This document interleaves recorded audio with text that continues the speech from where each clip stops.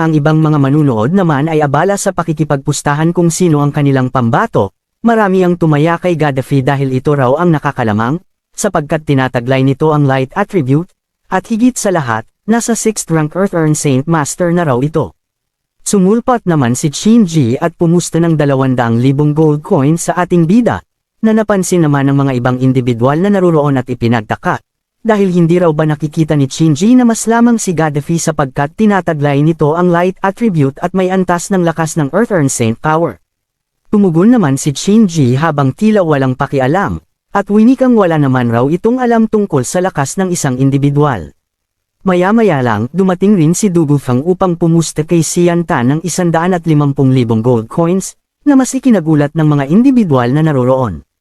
Sa gitna naman ng entablado ay nag-uusap ang dalawa, kung saan winika ni Gaddafi na alam niya raw na si Xian Tan ay gumagamit rin ng light attribute, kaya't naitanong naman ni Xian Tan kung paano naman ito nalaman.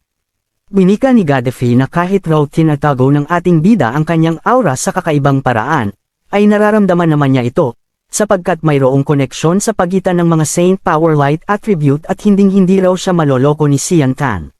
Naitanong naman ni Xian Tan na kung ganoon raw, bakit nanatili pa rin ito sa loob ng entablado at nakalimutan na raw ba ni Gaddafi ang pagpaslang niya sa brother nito na si Caraga.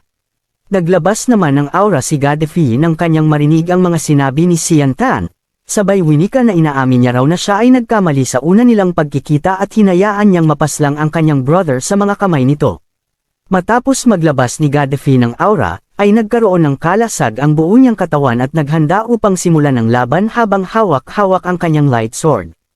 Agad itong sumugod kay Xian Tan at naghandang iwas-iwas ang kanyang sandata patungo sa ating bida. Sa pagwasiwas nito, naiwasan naman ito ni Xian Tan. Subalit ikinagulat naman ng ating bida nang kanyang mapansin ang lakas ng ginawang atake ni Gaddafi, dahilan upang magkaroon ng malakas na pagsabog na gumuhit sa gitna ng entablado. Namangha naman ang mga manunood at winikang napakalakas raw ni Gaddafi at mukhang wala raw panama si Xian Tan rito. Samantala, habang si Xian Tan naman ay nakatayo sa gitna ng entablado at unti-unting lumalabas sa usok, winika niya na mas malakas raw talaga si Gaddafi kumpara sa kanyang brother na si Caraga, kaya't hindi na raw talaga magrereklamo si Mingdong sa kanyang pagkatalo. Ngunit iyon na raw ang limitasyon ni Gaddafi at si Xian Tan na raw ang tatanghaling panalo. Mabilis naman na sumugod ang ating bida, habang hawak-hawak ang Saint Sword, at mabilis niyang ginawa ang battle technique na shadow skill na ibinigay ni Mingdong. Habang patuloy si Xian Tan sa pag-ikot-ikot sa paligid ni Gaddafi, ay naghanda ito upang atakihin ang lapag ng entablado at agad itong tinusok, dahilan upang lumikha ito ng malakas na pagsabog at matigilan si Xian Tan sa kanyang ginagawa. Mula sa ere naman ay ibinato ni Xian Tan ang kanyang maliit na Saint Weapon patungo kay Gaddafi, na lumikha ng malaking espasyo sa pagsabog at tinamaan ang light sword nito, na nagresulta ng pagputol nito.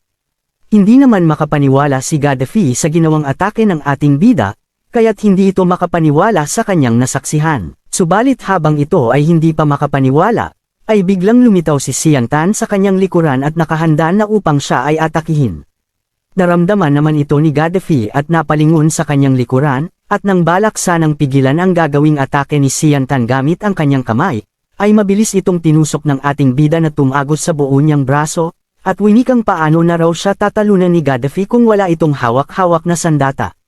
Winika ni Gaddafi na kahit anong mangyari ay makikipaglaban raw ito hanggang kamatayan, laroon ay lumabas ang napakalakas na aura sa katawan ni Gaddafi at unti-unting hinugot ang kanyang King's Weapon mula sa Void of Space. Tinitigan naman ito ni Xian Tan ng masama, at sa isip-isip niya, kung ang sandata raw ba na hinugot nito ay isang King's Weapon.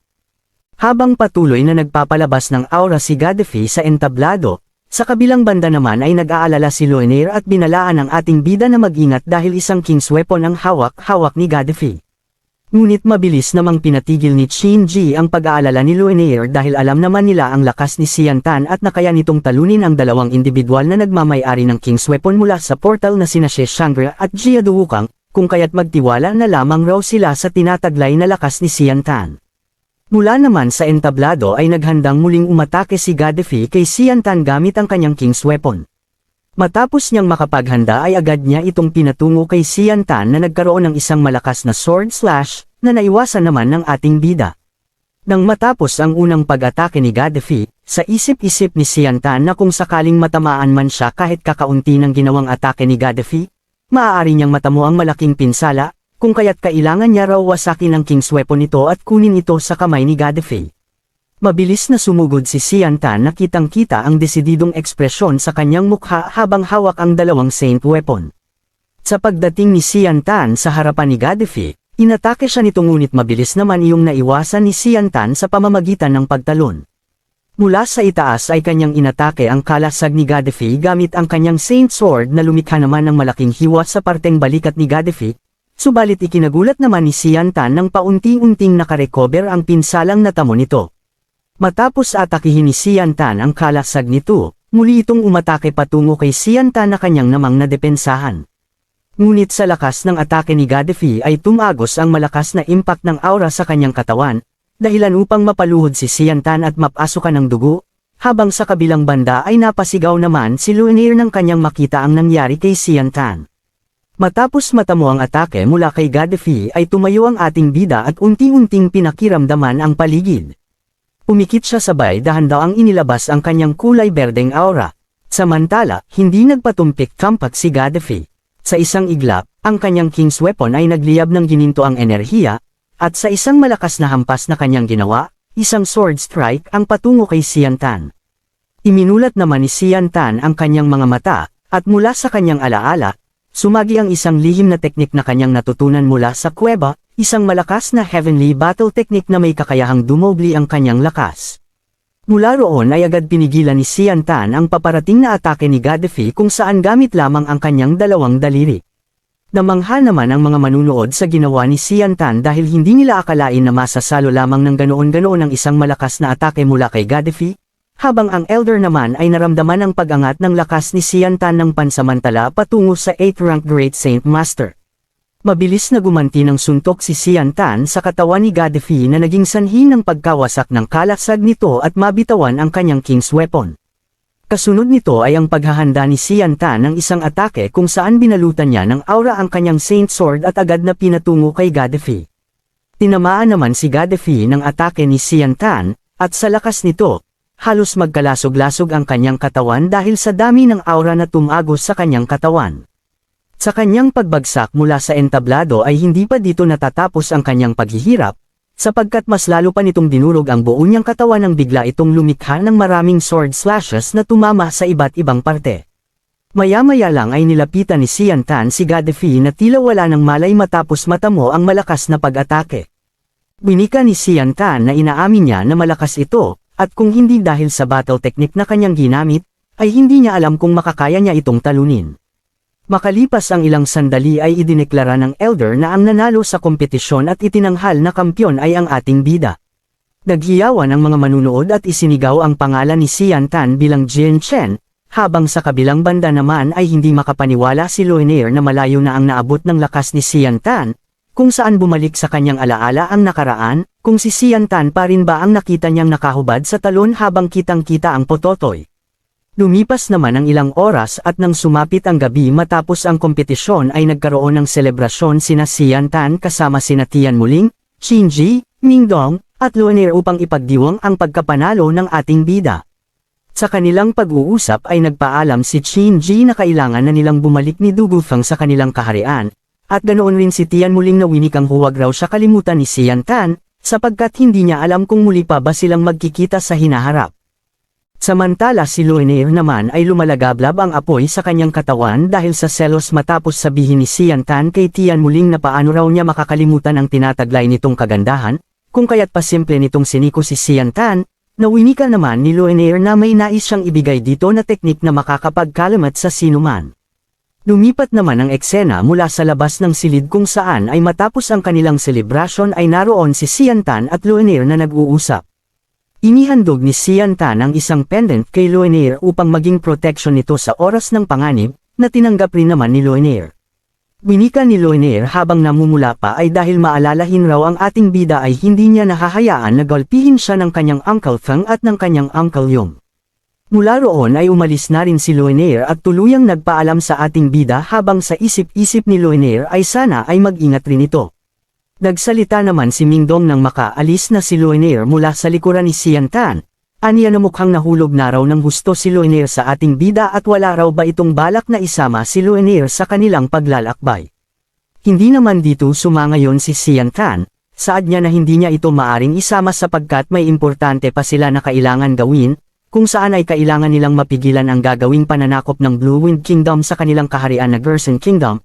Dagdag niya pa na habang abala siya sa pag-insayo sa core area ng Mercenary City ay nais niyang ibigay ni Mingdong ang liham sa kanyang ama na si Changyang Ba na head ng Changyang family. Kung kaya't abangan sa susunod kung saan tutungo si Sian Tan sa Holy Land ng Mercenary City upang mag-cultivate at palakasin ang kanyang Saint power. Nagsimula ang eksena kinabukasan matapos ang kompetisyon, kung saan ay tumungo si Sian Tan sa Elder upang tanggapin ang kanyang premyo sa pagkapanalo sa kompetisyon. Winika ng Elder na kanyang dadalhin ang ating bida sa Arsenal Library upang makapili ito ng Heavenly Battle Technique at Heavenly Cultivation Skill. Sa pagdating nila Sian Tan sa harapan ng Arsenal Library ay sinabi ng Elder na hindi raw ang Heavenly Battle Technique ang pinakamalaking pabuya na matatanggap ng Mercenary Competition Champion, kundi ang makapasok sa Mercenary City Holy Land, na ipinagtaka naman ni Sian Tan, kaya't kanyang naitanong kung ang mga Heavenly Battle Technique raw ba ay matatagpuan sa Holy Land. Tumugon naman ang Elder at sinabing ang pagpasok sa Holy Land ng Mercenary City ay hindi may kukumpara sa mga Heavenly Battle Technique na naroon sa Arsenal Library. Maya-maya lang ay tumungo na sina Sian Tan sa loob ng Arsenal Library at ipinag-utos na maaari nang pumili ang ating bida ng 2 kopya ng Battle Techniques na nais niyang makuha na nasa pinakataas na bahagi ng gusali, na agad rin namang sinunod ng ating bida. Sa paghahanap ni Sian Tan ng Heavenly Battle Technique ay kanyang natagpuan ang isang teknik na naglalaman ng 9 Clouds Movement, kung kaya't ito ang kanyang napili na kunin upang pag-aralan. Matapos naman ang eksena sa Arsenal Library, lumipat naman ang eksena sa gusali na naroon sa gitna ng lawa, kung saan ay may isang babaeng individual ang tumutugtog ng isang musikal na instrumento. Sa kalagitnaan ng kanyang pagtugtog ay kanyang napansin na may mga panauhing dumating na lumabas mula sa portal, kaya't kanyang naitanong kung sino ang mga ito. Ipinakita naman ng ating bida at ang Elder na lumabas mula sa portal at agad na binati ng Elder ang babaeng individual na tinatawag niyang Heavenly Witch. Winika ng Elder na ngayon lang ito muling nagpakita matapos ang 50 taon at hindi pa rin nagbabago ang kagandahan nito. Naitanong naman ng Heavenly Witch kung sino ang kasama ng kanyang 15th Elder, na sinagot naman ito na ang kanyang kasama ay nagngangalang Jian Chen o mas kilala nating si Sian Tan, na agad rin namang nagbigay galang ang ating bida. Winika ng Elder na si Sian Tan ang nanalo sa mercenary kompetisyon at tinanghal na kampyon at ang antas ng lakas nito ay nasa Earth-Earn Saint Master pa lamang, ngunit ang potensyal nito sa hinaharap ay hindi may kukumpara sa kanilang mga naabot, na ikinagulat naman ng Heavenly Witch sa kanyang nalaman dahil napakabata pa raw ng tinanghal na kampyon ng kompetisyon. Muling nagtanong ang Heavenly Witch kung naruroon raw ba ang Elder upang dalhin ang ating bida sa Holy Land ng Mercenary City. Tumugon naman ang Elder sa tanong nito, aniya na siya raw ay tumatanda na. Kaya't humihingi siya ng pabor mula sa Heavenly Witch na dalhin ang ating bida sa Holy Land ng Mercenary City. Agad naman na sinunod ito ng Heavenly Witch dahil ito raw ay hiling ng Elder kaya't kanya itong gagawin. Hindi rin nagtagal ay winika ng Heavenly Witch kay Sian Tan na tumayo ito sa kanyang tabi upang maidala niya na ito sa Holy Land, na sinunod rin ni Sian Tan at nagpasalamat sa Elder sa paggabay nito sa kanya. Lumipas ang ilang sandali ay na-teleport na rin sina Sian Tan kasama ang Heavenly Witch sa harap ng pintuan ng Holy Land, kung saan ay ipinaliwanag ng Heavenly Witch na ang Holy Land raw ay ang pinakaingat-ingatang lugar ng buong Mercenary City.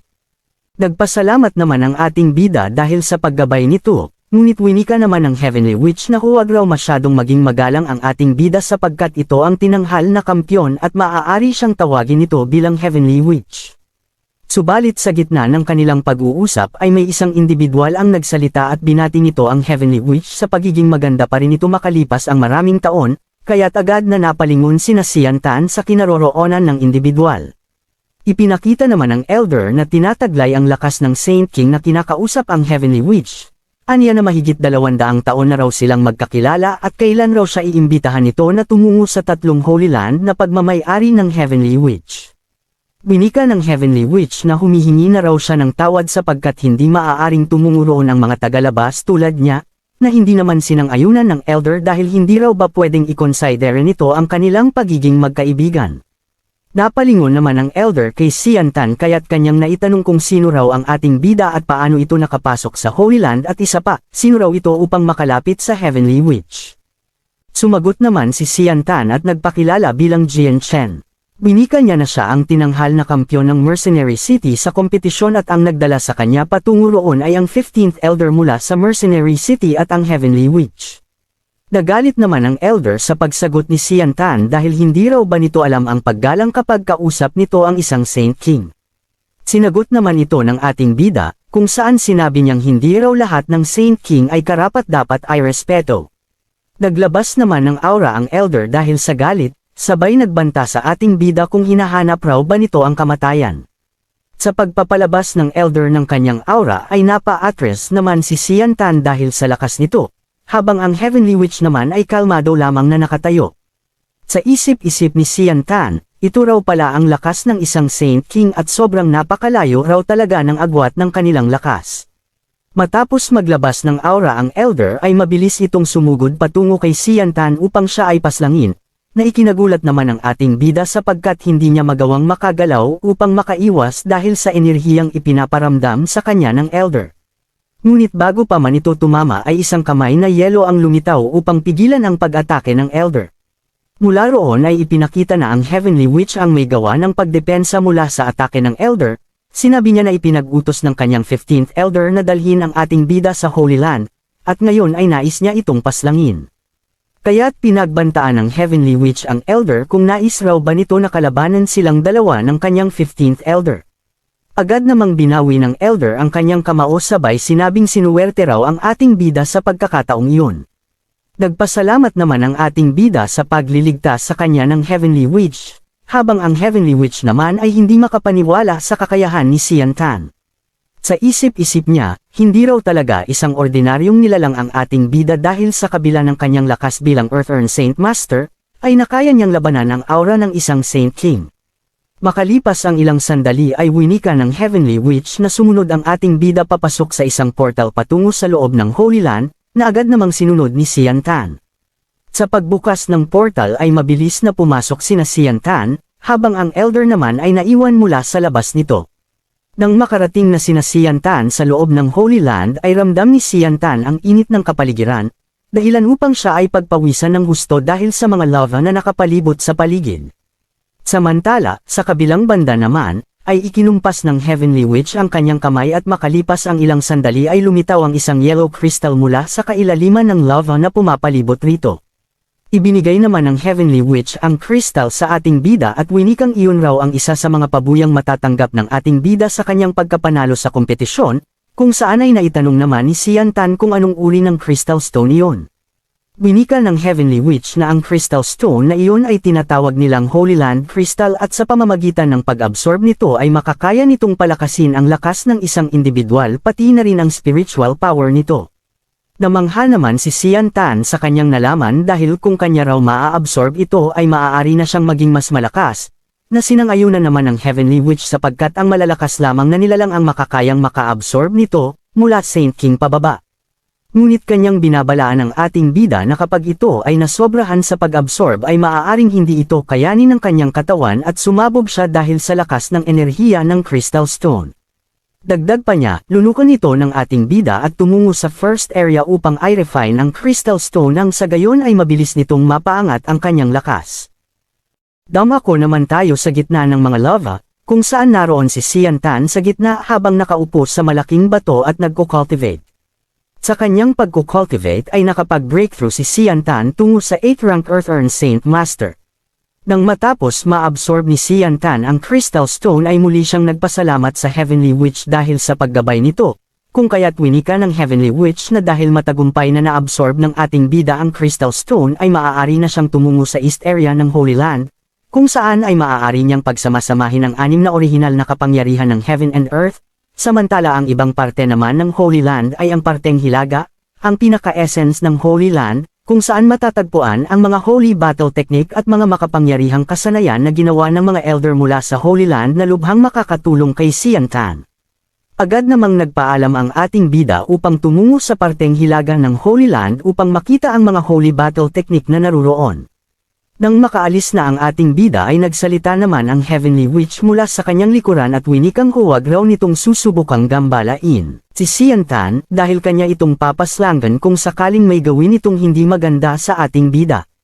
Lumitaw naman ang elder na nakasalubong nila Sian Tan na nais siyang paslangin mula sa labas ng portal. Winika nito na wala siyang balak na istorbohin ang ating bida sapagkat nais niya lamang makita kung anong klaseng tao ang kampyon ng mercenary competition. Ngunit nagsalita naman ang Heavenly Witch na alam niya raw ang plano ng Elder, kung kaya't sumuko na lamang raw ito sa kanyang mga binabalak. Hindi naman sumagot ang Elder, ngunit sa isip-isip niya ay nais niyang mapasakamay ang Heavenly Witch. Sa pagdating ni Sian Tan sa parteng norte ng Holy Land ay manghang-mangha ito sa mga nakasulat na scripture sa mga pader ng Holy Land.